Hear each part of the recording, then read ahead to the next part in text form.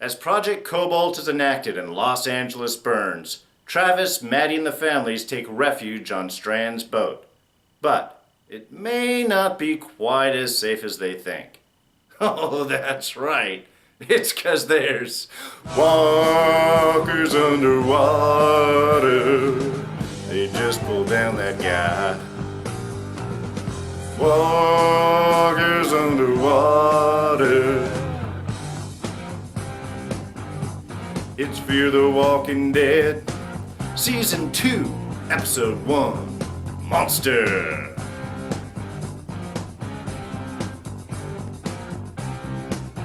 Alright, enough of that. I don't know how many subscribers I just lost because of that gag.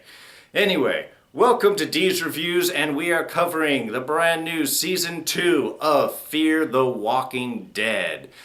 Spoilers ahead, just so you have been warned. So, we get a great kick-off of the season with this episode with really a powerful opening scene. Really gritty, really emotional. The darkness as they're racing to load up the boat and the walkers are starting to appear over the ridge in sort of this firelit apocalyptic vision. And that final shot as you start to see Los Angeles burning in the background. Really impactful, really a nice way to open up Season 2.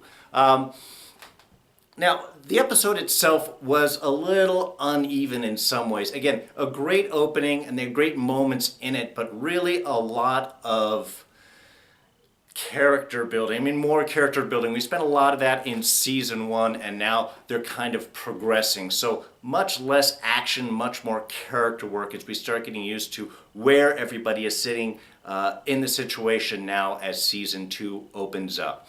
They've gotten on the boat.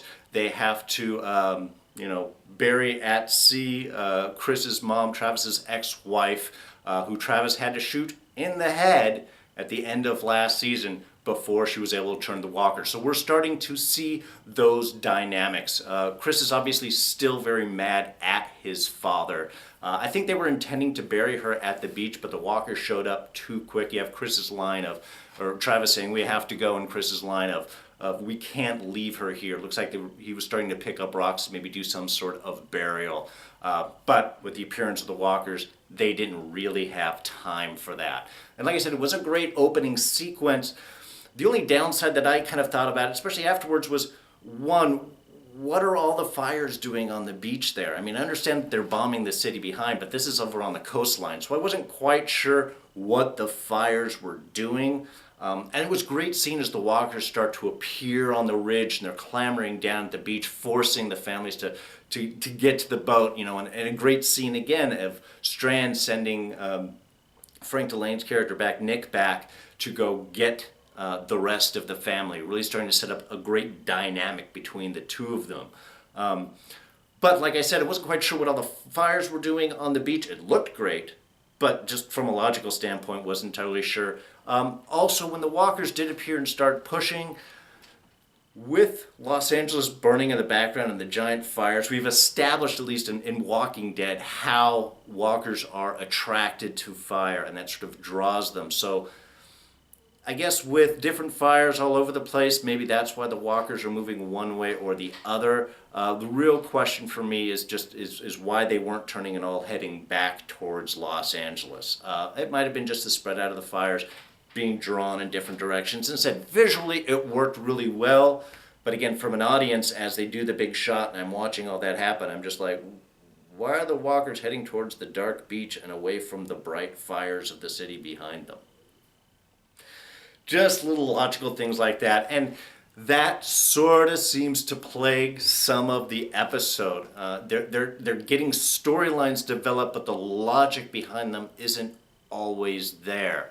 In fact, in some ways, you could say a subtitle for this episode is "Death by Teenager," because the kids seem to make a lot of very poor decisions. We have Alicia on the radio talking to Jack, the unknown person on the other end, giving away vital information, though specifically told not to. Yes, we know that she was really prepared more for the previous world, less prepared for this world. It's sort of the verse between her and Nick. Nick totally unprepared for the old world, but very much prepared for the new one. A lot more thinking, and he is unfazed. For him, he's already been living in the apocalypse. He's just been waiting for everyone to catch up to him.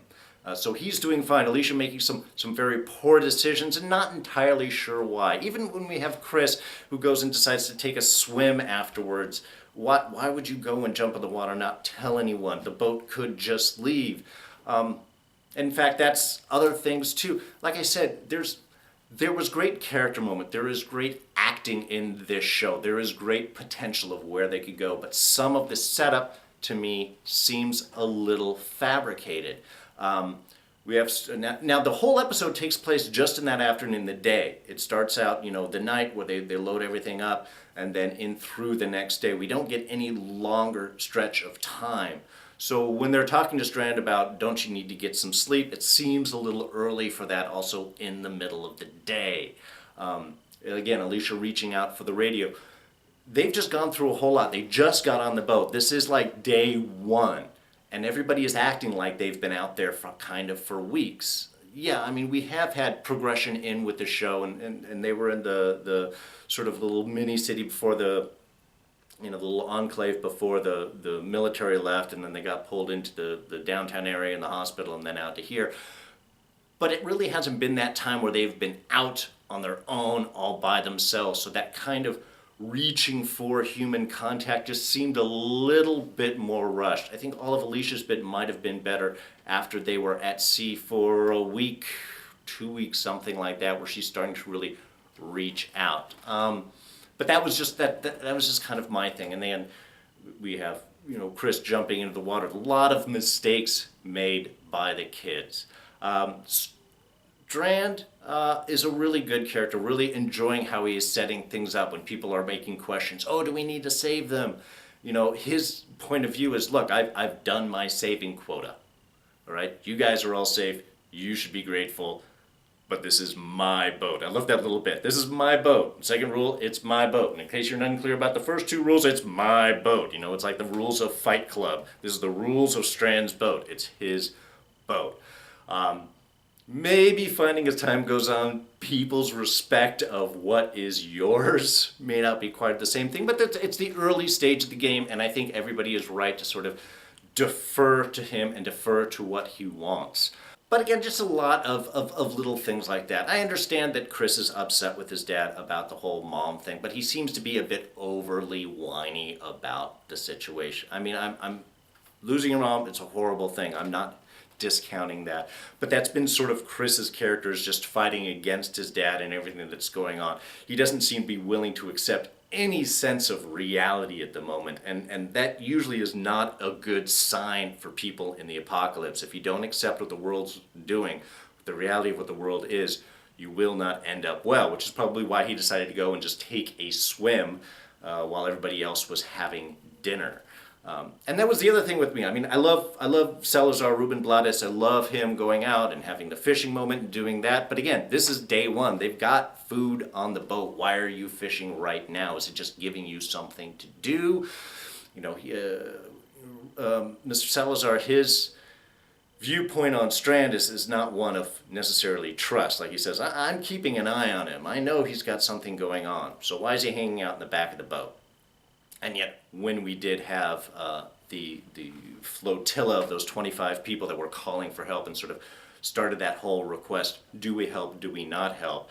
He was the one that just grabbed the shotgun, pulled it right up, and was just aiming at them in full protection mode. Just, whatever we decide to do, I'm going to make sure that it's what we decide and not what somebody else is going to try and do with the boat. So, again, this episode is really just a lot of setting up of that character work, not a lot of action. We did get to that end sequence where we have the capsized boat and, of course, the walkers in the water. Though floating on top, that requires oxygen in your blood. The walkers don't breathe anymore, so they really should have sank. Max Brooks goes into walkers in the water, zombies, that and the effects on that really more submerged type, which creates that fear of something that could always be reaching up and grabbing down at you. So In the capsized boat, I understand that, but when we had Frank, when Nick was swimming in the water and he looks up and sees the walker, what I really thought was going to happen is he was swimming underneath, hands would start to reach down at him, which I think would have been a much more frightening image from that. Could be something they're saving on. But yeah, corpses usually sink first, and then as they decay and gases fill up, then they tend to float back to the surface. There's some Dead Body 101 for you. Anyway, but a nice sequence overall. I mean, it's nice to see things. We got the smoke. We have the fear of what's going on and what could be coming. You know, Strand is seeing that there's something on the radar, but why does she not? This is why I say death by teenager. When she finally talks to Jack, and Jack is like, oh, that's okay, we got you. We know where you are, we'll see you real soon. You know, that was a bit ominous, and why she doesn't turn and kind of let people know, like, hey, that guy I was talking to says that he's on his way, is that right? These are the conversations that should go on. So I've got a lot of faith for what they're going to do. There's a lot of potential of what this show can do versus Walking Dead, because we have it on water. It's fresher. There's a lot more of new panic and not knowing what's going on that can really be pulled on the show. I am just hoping they're not pushing towards easy formulaic questions. I mean, again, even the whole pirate thing with Jack. Jack's a pirate, in case you haven't figured out. He's going around. Whether or not he sank that boat or not, that might be like a military shooting people down. We don't really know what that is at the moment. But there's a lot of boats that should be easy prey. Why would you be spending a day on the radio? Again, like first day of this, reaching out, trying to do this. That, again, much like Alicia reaching out, that's a conversation that really should have happened much further down the line when things start to space out a little bit. Because this would be when you have your first flotilla of boats that would be leaving the city as it's burning. They should be getting on and heading out, anybody they can hit the marina. So for people that are looking to pounce on prey on people that aren't prepared for it, there should be a lot more easy pickings, like I said, than spending the day on the radio trying to find the location for a yacht. That's just my thoughts on it. But overall, like I said, a good setup for the series. That opening bit was great, did kind of drag out. I like the end where they start to show there's, walkers on the water. Sorry, I keep hitting that. But all of these, again, nice setup for things. I just think they might be rushing it a little bit with some of the storylines and the tensions that they're starting to have. They're just things that you don't do day one of getting on the boat. Everybody really should be recovering and finding things out, not fishing and spending time on the radio and necessarily going for swims. Just didn't really seem like a first day on the boat idea to me. But we have 15 episodes in this season. So I think we're probably going to do the same type of thing that we normally do. We'll do a chunk, a stretch, they'll do a break, and then another stretch, which will probably lead right back into Walking Dead next October. So great summer ahead of us, a lot of Walker action, and really looking forward to how they're going to establish these stories out on the water, on the beach, and all of the complications that can ensue with that. Again, being on the water, not necessarily safer than being on the land. You also have fuel issues and food issues, so water especially. They've got a desalination, equipment on the Abigail. That's great, but things aren't going to go smoothly, so watch out. Anyway, that is it for this week. Please press like if you enjoyed my review today. Feel free to subscribe. Come back every week. We're covering every episode. And 2 weeks from now, we will be starting out with Game of Thrones. And then, of course, every Tuesday, we also do, or Wednesday mornings, they come out, Agents of S.H.I.E.L.D. So, come on back, enjoy the shows, enjoy the reviews. I hope you do. If you have any comments, put them in the section below. I always read them. Otherwise, that is it. You guys have a good week, and I will see you next time. I'm D, and I'm out of here. Take it easy. Bye-bye.